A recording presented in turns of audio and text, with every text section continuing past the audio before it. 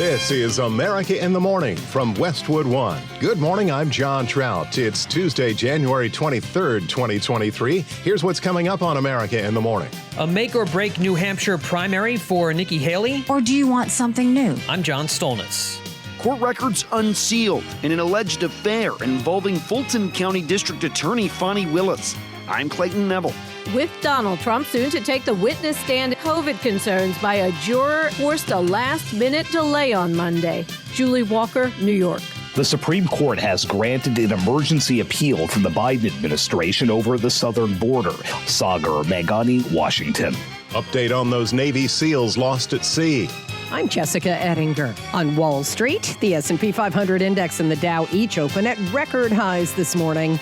I'm Jackie Quinn. More than 30,000 university professors have launched a week-long strike against the California State University. All ahead on America in the Morning. Today, voters in New Hampshire will head to the polls just a few days after former President Donald Trump scored a rousing victory in Iowa.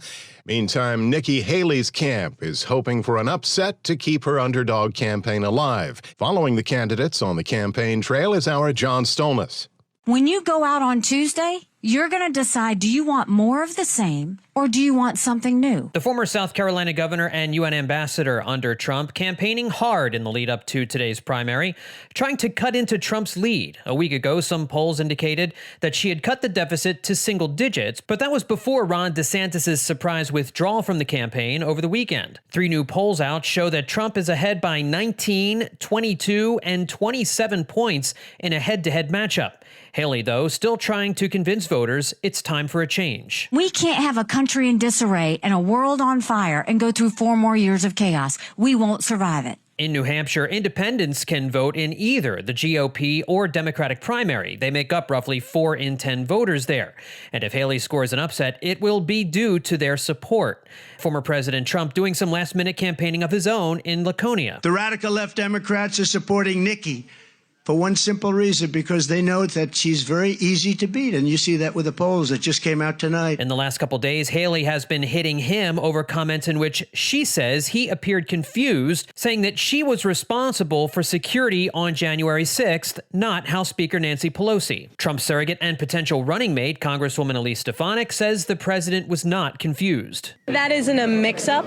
The reality is Nikki Haley. She wasn't Speaker. Nikki Haley is relying on Democrats, just like Nancy Pelosi, to try to have a desperate showing in New Hampshire. Meanwhile, on the Democratic side, a robocall using a fake computer-generated voice of Joe Biden urging Democrats to stay home today and not vote for him in the Democratic primary. Voting this Tuesday only enables the Republicans in their quest to elect Donald Trump again. Your vote makes a difference in November, not this Tuesday. No one has claimed responsibility for the fake robocalls. Biden supporters say this is clear election interference. State officials are launching an investigation. I'm John Stolnis.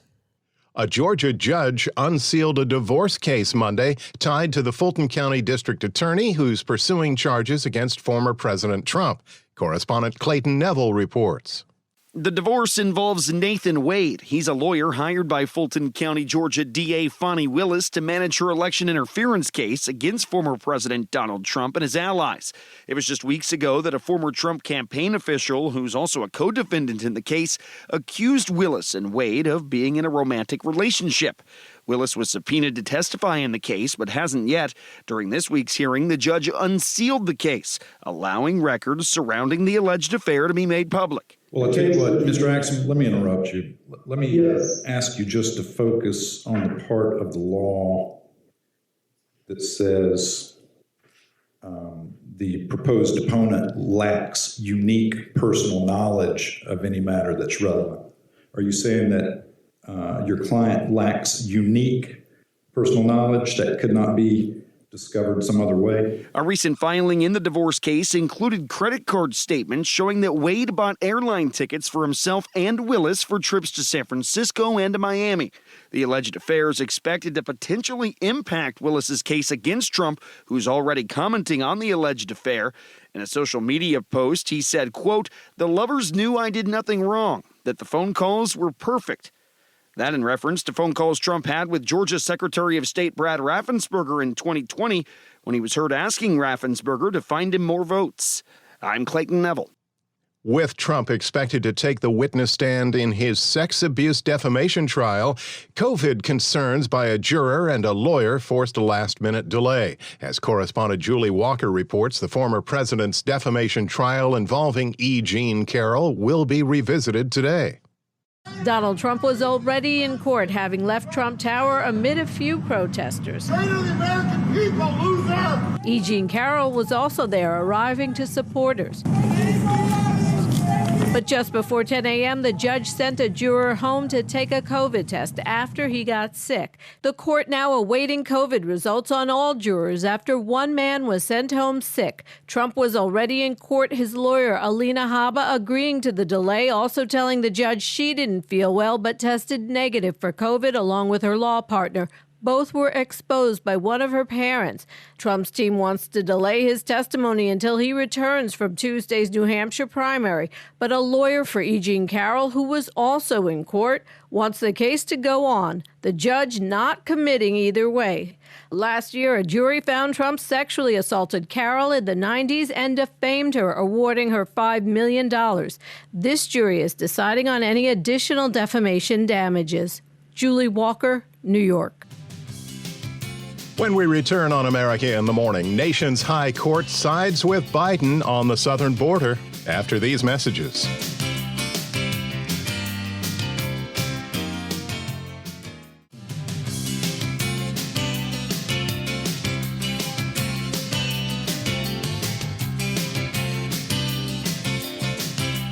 Slick spots on roadways around the Great Lakes today will hamper travel this Tuesday. Welcome back here with America in the Morning and AccuWeather.com meteorologist Carl Erickson with today's forecast. A large portion of the nation will be dealing with at least some sort of precipitation today that could result in slower travel and delays. An icy mix will lead to slippery roads and sidewalks from northern Illinois and southern Wisconsin eastward across Michigan and into upstate New York, including Detroit, Chicago, and Buffalo. There can be some icy spots this morning across northern parts of Indiana, Ohio, and Pennsylvania before a changeover to plain rain this afternoon. Some light rain will move into New York City today, but it'll be just cold enough north of the city across the Hudson Valley into southeastern New England for pockets of freezing rain, which can lead to icy spots through the evening commute. Snow moving into Boston tonight can accumulate a couple of inches. For those heading out to the New Hampshire primary, snow flurries may sneak into the southern half of the state this afternoon, while the northern half of the state stays dry. Highs will be in the 30s. Meanwhile, rain will dampen the lower Ohio Valley southward through the mid and lower Mississippi Valley with rounds of heavier rain and thunderstorms over eastern Texas, Louisiana, and Arkansas, which may lead to localized flooding.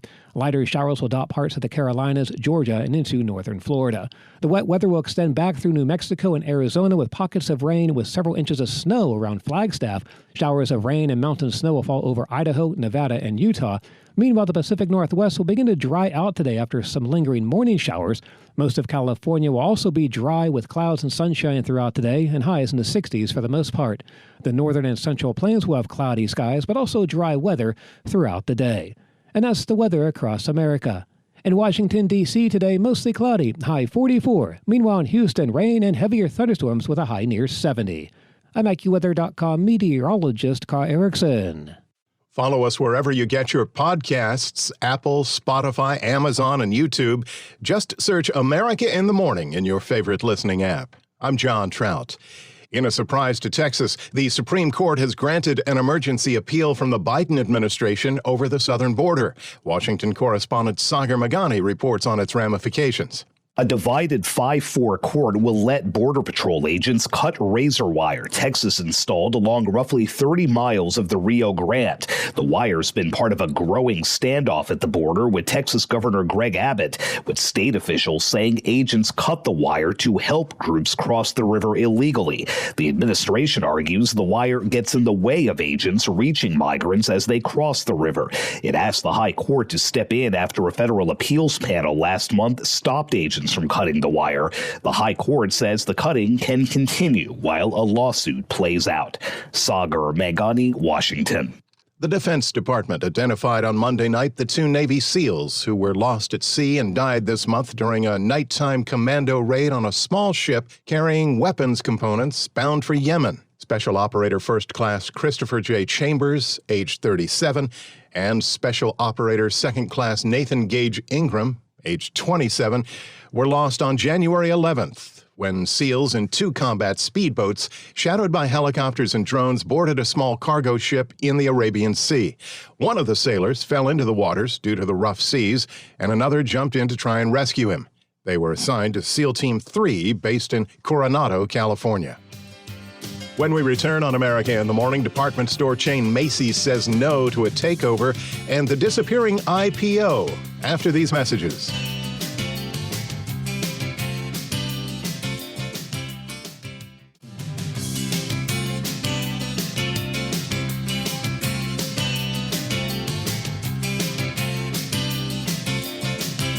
America in the Morning continues. Hold on to your shopping bag. Macy's is saying no to a takeover for at least now. Over the weekend, Arc House Management and Brigade Capital made an unsolicited offer to buy the shares it didn't already own, but the retailer said the price wasn't good enough. Macy's has not reached out to any other potential buyers, but their CEO said the company's open to opportunities that would be in the best interest of the retailer and its shareholders. The offer came as Macy's stock has dropped by about a third in 5 years, and last week said it would eliminate over 2,300 jobs. After a record-setting Monday on Wall Street, here's CNBC's Jessica Ettinger with Tuesday Business. Wall Street opens this morning after the Dow hit 38,000 for the first time. It and the S&P 500 index each opened today at fresh all-time highs. A new record high in the S&P 500, especially after a long drought, and this one has been over 2 years, is generally more a show of strength that should continue as opposed to a warning sign that a top is likely in. CNBC's Mike Santoli. Companies whose shares hit fresh all-time highs yesterday include Microsoft, McDonald's, and Costco. I think the market is priced to perfection right now. I mean, we just hit all-time highs today. I'm a little worried. Valuations are a little bit stretched, so things are priced to perfection. So any kind of shocks could cause some pretty big pullbacks here. Rockefeller Global Family Office's Cheryl Young on CNBC. Business sentiment is getting a lot better. Last week, consumer sentiment rose in the University of Michigan survey. It was the biggest one-month surge since 2005. And now the latest from the business community looks really strong, too. There looks to be a rash of optimism breaking out over the economy among both businesses and consumers. The latest survey from the National Association for Business Economics finds the 3-month outlook for sales, profit, and CapEx surging, and fewer businesses expect to charge higher prices. That's a good outcome there. Likely driving business sentiment are the same factors that are leading to a more upbeat consumer. You got lower inflation, higher stock prices, and the prospect that recession may have been avoided, while the Fed could soon be cutting interest rates. CNBC senior economics reporter Steve Leisman. The Southwest Airlines pilots have ratified their new contract with the airline, according to the pilots union. IPOs are down. We're not hearing about a lot of new companies forming. You know, it's been an IPO dry spell. Initial public offerings, they give investors who like to be first in on a new public company something to look forward to. Here are some names that you know that may want to sell you stock soon. A number of companies have filed to go public with the SEC, some of them confidentially, including social forum network Reddit, canned fruit maker Del Monte, restaurant chain Panera Bread, online ticket marketplace SeatGeek, Chinese fast fashion retailer Shein. The list of potential IPO candidates, they haven't filed, but they're out there, include payments firm Stripe, buy now, pay later service provider Klarna, some smaller companies with public brand recognition like canned water company Liquid Death, you know them, Kim Kardashian's shapewear brand, that's called Skims. We'll just have to see if it starts opening up. CNBC's Bob Pisani. On today's watch list, we get earnings from Johnson & Johnson, Netflix, 3M, Procter & Gamble, GE, and Verizon. Royal Caribbean reveals its new Icon of the Seas ship. Hollywood executives waiting for the Academy Award nominations to come this morning. CNBC's Jessica Ettinger. When we return on America in the Morning, professors on strike, tens of thousands of them, when America in the Morning returns after these messages.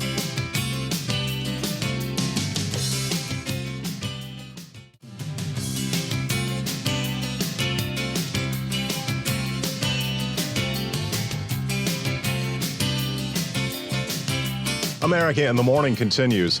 The National Transportation Safety Board is looking into the crash of an air ambulance in Oklahoma that left 3 crew members dead. Correspondent Jennifer King has the latest. Air Evac Life Team updated their social media profile with a black ribbon after confirming that 3 crew members perished in the crash of a Bell 206L3 helicopter near Weatherford, Oklahoma. The company helped local law enforcement with the search and has turned over the investigation to the National Transportation Safety Board. Officials say the crew was returning to base after completing a patient transport to Oklahoma City and lost contact with the control center shortly before 11:30 p.m. on Saturday night. I'm Jennifer King. Classes are on hold after more than 30,000 professors and support staff have launched a week-long strike against the California State University system. Correspondent Jackie Quinn reports. Instructors, librarians, plumbers, and other members of the California Faculty Association have walked off the job for a week on this first day of the spring semester. They're demanding higher wages, more manageable workloads, and increased parental leave. Just like they did last month during a one-day walkout. The university workers are rejecting the chancellor's offer of a 5% raise, which is far below the 12% the union's seeking. Workers say the school could tap emergency reserve accounts to pay for the salary increases, but administrators say they cannot use those funds. I'm Jackie Quinn. America in the Morning for Tuesday, January 23rd, 2024 is produced by Jeff McKay. Senior producer Kevin Delaney. I'm John Trout on the Westwood One Radio Network. This is America in the Morning from Westwood One. I'm John Trout. Coming up this half hour, questionable robocalls to New Hampshire residents. Then, the U.S. and British militaries have teamed up again to bomb sites in Yemen used by Houthis. Sagar Meghani, Washington. The youngest son of Dr. Martin Luther King Jr., dead at 62. I'm Clayton Neville. Relief is on its way for many New Yorkers who struggle with medical debt as New York City announces a plan to erase it. I'm Sue Aller. Federal officials are recommending that airlines inspect door plugs on some older Boeing jets as well. I'm Norman Hall. Film director Norman Jewison has died at the age of 97. I'm Archie Zaraletta with a look at his career. Back after these messages.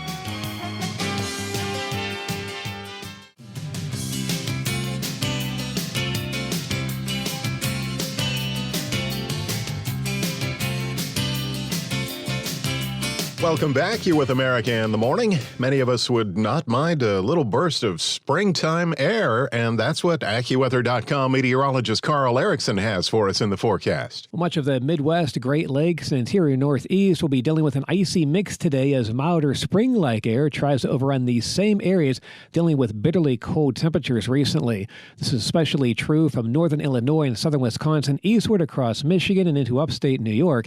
An icy mix of sleet and freezing rain in these areas, including Detroit, Chicago, and Buffalo, will lead to slippery roads and sidewalks and likely travel delays. There can be some icy spots this morning across northern parts of Indiana, Ohio, and Pennsylvania before a change over to plain rain this afternoon. Some light rain will move into the New York City area today, but it'll be just cold enough north of the city across the Hudson Valley into southeastern New England for pockets of freezing rain, which can lead to icy spots. Boston will have an icy mix later this afternoon. That will change over to snow tonight and accumulate a couple of inches. For those heading out to the New Hampshire primary, snow flurries may sneak into the southern half of the state this afternoon, while much of the northern half of the state stays dry. Highs will be in the 30s. The northern and central plains will have cloudy but dry weather with highs in the 20s across the north and 30s further south. While the lower Ohio Valley southward to the mid and lower Mississippi Valley will have rain today with rounds of heavier rain and thunderstorms over eastern Texas, Louisiana, and Arkansas, which may lead to localized flooding. Lighter showers will dot parts of the Carolinas, Georgia, and into northern Florida. Rain will also fall across New Mexico and Arizona, while higher elevations like Flagstaff will have several inches of snow. Showers of rain and mountain snow will fall over Idaho, Nevada, and Utah. While the Pacific Northwest will begin to dry out today after some lingering morning showers. Most of California will also dry out with highs in the 60s. That's the nation's weather. I'm AccuWeather.com meteorologist Carl Erickson. Remember to follow us everywhere you get your podcasts. Apple, Spotify, Amazon, and YouTube. Just search America in the Morning in your favorite listening app. Today's the day that voters in the Granite State go to the polls for the GOP's first primary. Both Nikki Haley and Donald Trump held events to rally voters. The final polls of the New Hampshire Republican primary had Trump ahead of Haley with a double-digit advantage. And supporters of Ron DeSantis, who dropped out of the race on Sunday, were choosing the former president by a 2-1 margin. In another blow to Haley, 2 congressional members of her home state, South Carolina, Congresswoman Nancy Mace and Senator Tim Scott, are both endorsing Trump. A robocall that appears to be an AI voice resembling President Biden was urging Republicans not to vote in today's primary. While the tracking data shows it made a large volume of calls, it's unclear exactly who's behind it. The U.S. and British militaries have teamed up again to bomb sites in Yemen used by the Houthis.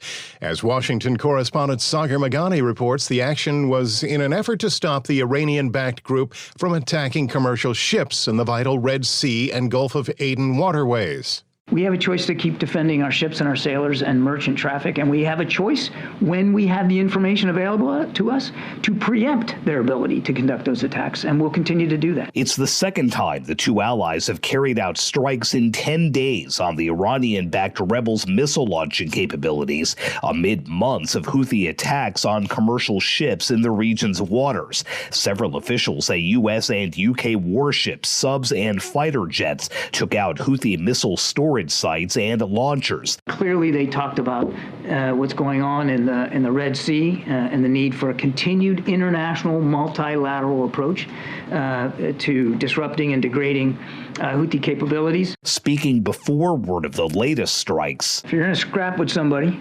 and you can find a way to tie one or both of their hands behind their back, that's not de-escalating, or that's not escalating, that's de-escalating. That's taking ability away from the other party to inflict harm. National Security Council spokesman John Kirby says the strikes have degraded Houthi capabilities, but the chaotic wave of attacks and reprisals suggests the strikes have not deterred the Houthis, and that the broader regional war the U.S. is trying to avoid is becoming closer to reality. It doesn't mean that they don't still have offensive capability available to them. Clearly they do, because they continue to use it. And as the president said, as long as they continue to make that choice, we have a choice too. Sagar Meghani, Washington.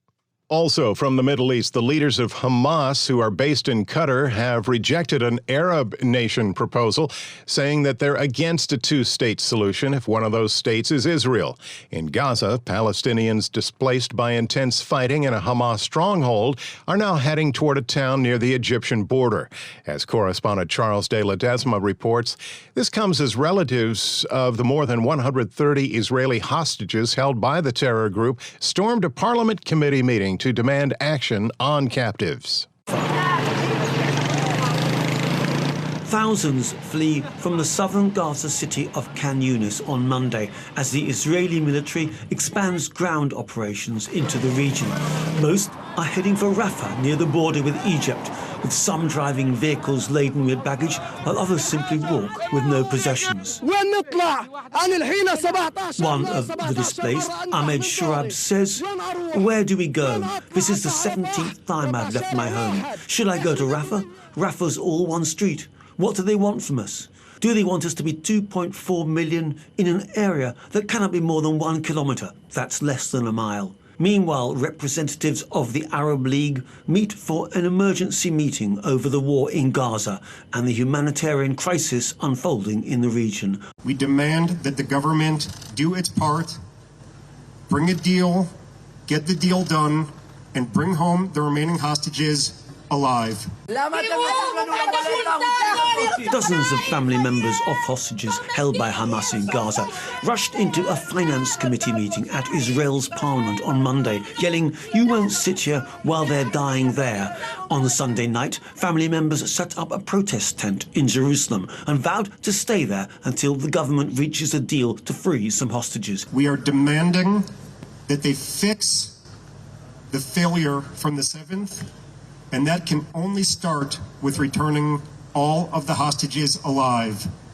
Bringing home 136 hostages in bags can never be considered any part of a victory. The relatives of hostages have accelerated their protests in recent days, demanding the government does more to get their loved ones released. I'm Charles de Ledesma. The youngest son of the late Dr. Martin Luther King Jr. has passed away. Correspondent Clayton Neville reports.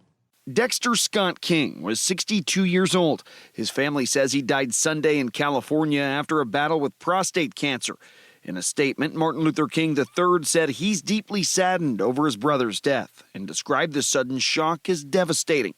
Dexter King was an advocate for his father's legacy. I think that the greatest gift that we could give him would be a gift of love, a gift of peace, a gift of unity. Atlanta journalist Ernie Suggs has covered the King family for years and spoke with CBS News. I always found him as a very intelligent, smart, caring person who diligently protected his family's name, protected his family's image. He got a lot of criticism for that, but he was the gatekeeper to make sure that his family's image, and his father particularly and his mother, that their image was protected and that their image was carried forth his legacy. Dexter King was president of the King Estate, and he served as chairman of the King Center. He's said to have been named after a church where his father was pastor in Montgomery, Alabama in the 1950s.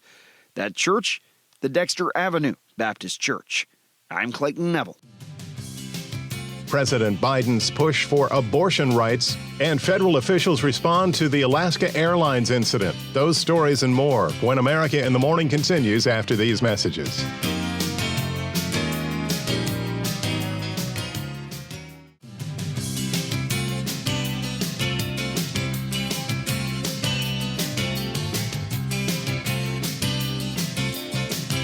Thanks for listening. You're with America in the Morning. I'm John Trout. New York City officials and a nonprofit are teaming up to wipe out $2 billion in medical debt hanging over the heads of 500,000 New Yorkers as part of what the mayor is calling a life-changing initiative. Sue Aller has details. It's a tough decision. Go to the doctor or buy groceries, a quandary that millions of New Yorkers face every day. New York City Mayor Eric Adams says he has a plan to help those in need. He announced that the city will work with a nonprofit called RIP Medical Debt. The program will wipe out debt for up to 500,000 New Yorkers.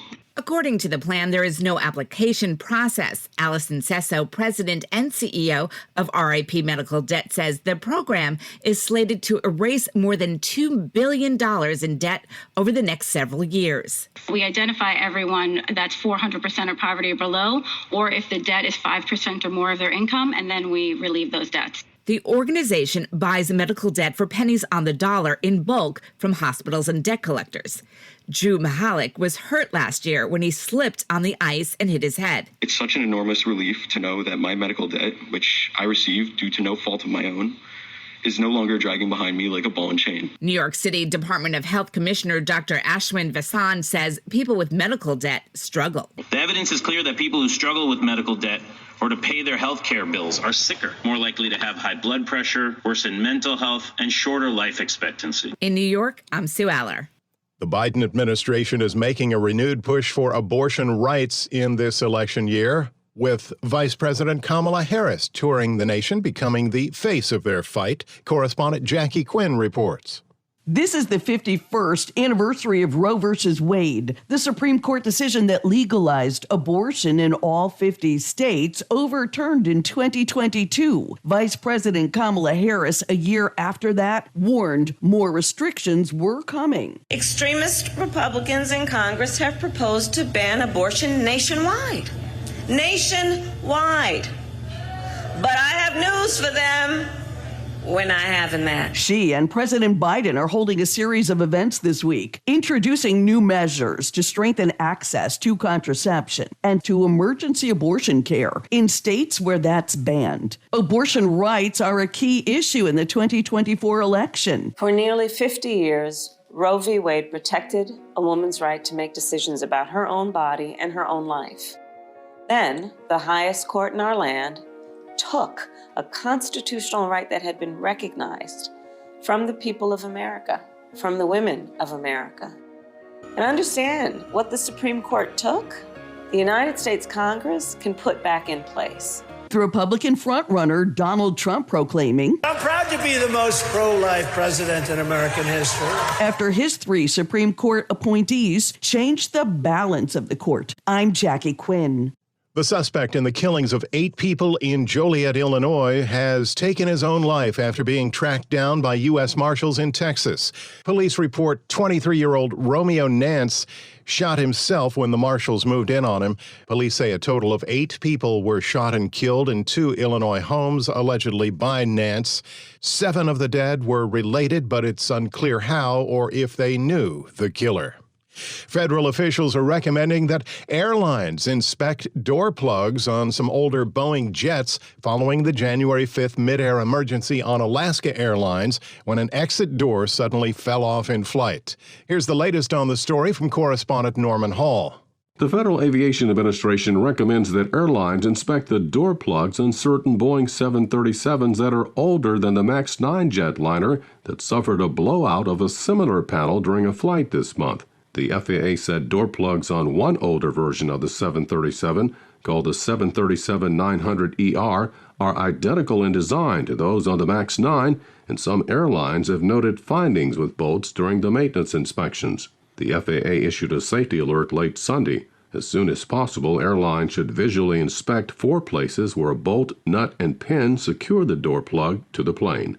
I'm Norman Hall. Russian-sponsored spying is nothing new in the corporate tech sector, but this time the target seems to have been Microsoft executives. Here's Chuck Palm with that in today's Tech News. Microsoft announced on Friday that a Russian state-sponsored group hacked into their computer systems on January 12th and stole some emails and documents from staff accounts. The company said a Russian group was able to access a very small percentage of Microsoft corporate email accounts, including members of its senior leadership team and employees in cybersecurity, legal, and other functions. Microsoft also said the attack was not a result of a vulnerability in Microsoft products or services, and that there has been no evidence they've had access to customer environments, production systems, source code, or AI systems. Microsoft blames Russian hackers called Midnight Blizzard, also known as Nobelium, because they are famous for sophisticated attacks such as Microsoft and the U.S. government, and they believe to be linked to the Russian Foreign Intelligence Service. The password spray attack is defined as hitting multiple mail accounts with previously compromised passwords. Leave a comment at allthetoptech.tech.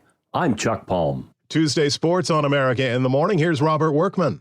Joel Embiid set a new single-game scoring record for the 76ers last night, pouring in 70 points in their 133-123 win over the Spurs. That beats the old record set in 1967 by Wilt Chamberlain of 68. The Big Dipper's NBA record 100-point game came for the Philadelphia Warriors in 1962. As far as, everything, I mean, the history of this league and basketball in general, so to be in the, same conversation, I mean, that's pretty cool. Embiid also grabbed a career-high 18 rebounds. Meantime, in Minnesota, Karl Anthony Towns set a new Timberwolves mark with 62 points, but they blew an 18-point lead late and lost to the Hornets. Suns got 43 from Kevin Durant, including the game-winning jumper with 2 seconds left. They shaded the Bulls for their 6th win in a row. Cavaliers clobbered the Magic for their 8th straight. Bucks shot down the Pistons. Giannis Antetokounmpo, 31 points and a triple-double. Wins for the Celtics, Kings, and Grizzlies. NHL, the Canucks blanked the Blackhawks 2-0. Thatcher Demko with 31 saves. Vancouver leads the league with 32 wins and 68 points. Bruins grounded the Jets 4-1 in a matchup of division leaders. Tyler Toffoli's hat trick included the overtime winner as the Devils edged the Golden Knights. Panthers, Coyotes, and Sharks came out on top. College basketball, new polls. Connecticut and Purdue remain 1-2 in the AP and coaches surveys. Last night, R.J. Davis had a career-high 36 points to lead number 3 North Carolina to a rout of Wake Forest. And defending U.S. Open champion Coco Gauff has advanced to the semifinals at the Australian Open. That's Tuesday Sports. Thank you, sir. Movie stinkers, the Razzies, when America in the Morning continues after these messages.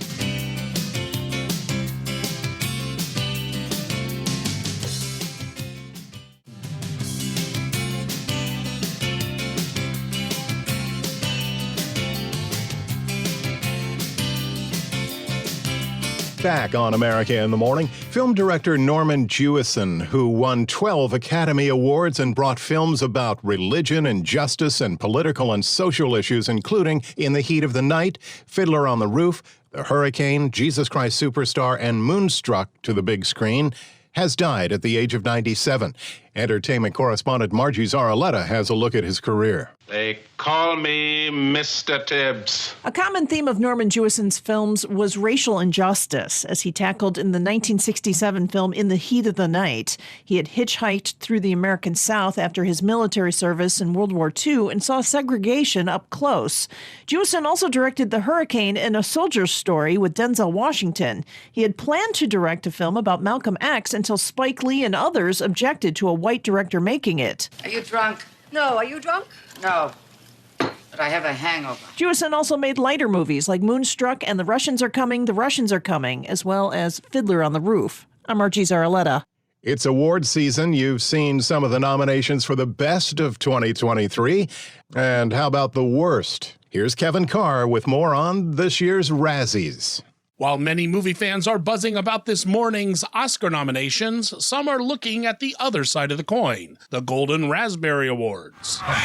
Good to be back. The Expendables 4 tops, or rather bottoms out, the list with 7 nominations, including Worst Picture. Enjoy the show! Other notable nominations for the film include Scott Waugh for Worst Director and Supporting Actor noms for Sylvester Stallone and Megan Fox. You're welcome! God played a trick on you. The resurrected horror franchise The Exorcist Believer and the topical public domain exploitation film Winnie the Pooh, Blood and Honey each earned 5 nominations, including Worst Picture. Why are you doing this, please? Megan Fox received a second nomination for Johnny and Clyde. Additional nominees for movie stars include Russell Crowe for The Pope's Exorcist, Salma Hayek for Magic Mike's Last Dance, and Vin Diesel for Fast X. You will never be able to break my family. Other films receiving multiple Razzie nominations include Shazam! Fury of the Gods. I'm an idiot. Ant-Man and the Wasp: Quantumania. It isn't what you think. And The Meg 2. This was a bad idea. Just a little bit. All of which are up for Worst Prequel, Remake, Ripoff, or Sequel. The winners, or more appropriately losers, of the 44th annual Razzies will be announced on Oscar Eve, Saturday, March 9th. For a full list of nominees, visit Razzies.com. I'm Kevin Carr. America in the Morning for Tuesday, January 23rd, 2024 is produced by Jeff McKay. Senior producer Kevin Delaney. I'm John Trout. This is Westwood One.